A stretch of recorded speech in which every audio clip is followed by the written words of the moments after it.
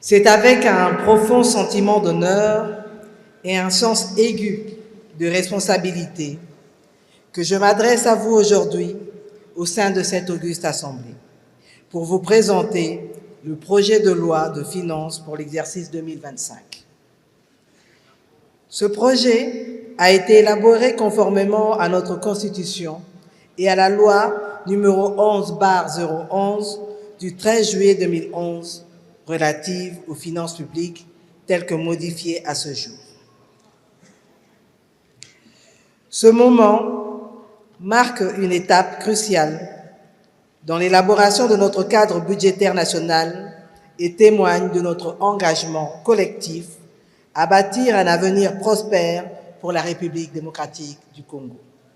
Le projet de loi de finances que j'ai l'honneur de vous soumettre s'inscrit dans le cadre de la mise en œuvre de notre programme d'action du gouvernement, qui s'arrime à la vision du président de la République, son Excellence M. Félix-Antoine Tshisekedi, à qui j'adresse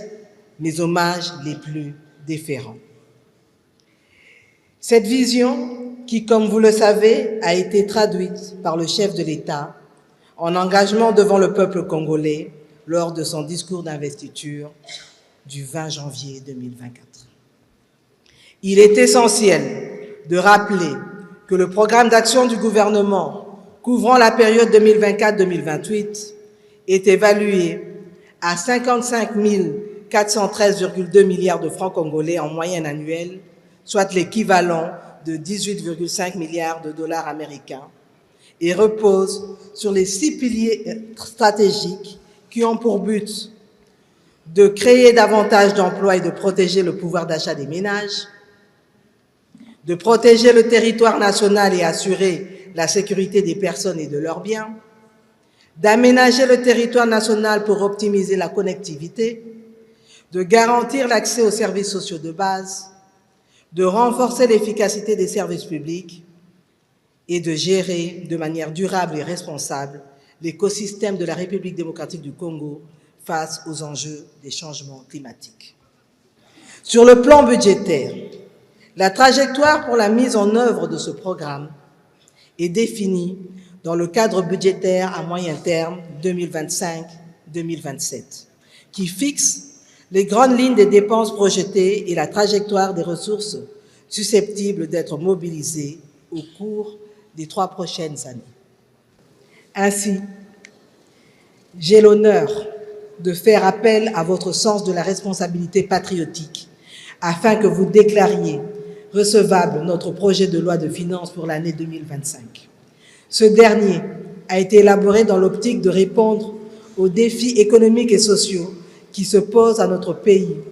et représente une étape cruciale pour réaliser nos engagements envers nos concitoyens qui ne peuvent plus attendre. Je vous invite donc à examiner ce projet avec une attention soutenue et à reconnaître son caractère à la fois urgent et indispensable. Votre dévouement à l'intérêt public et votre vision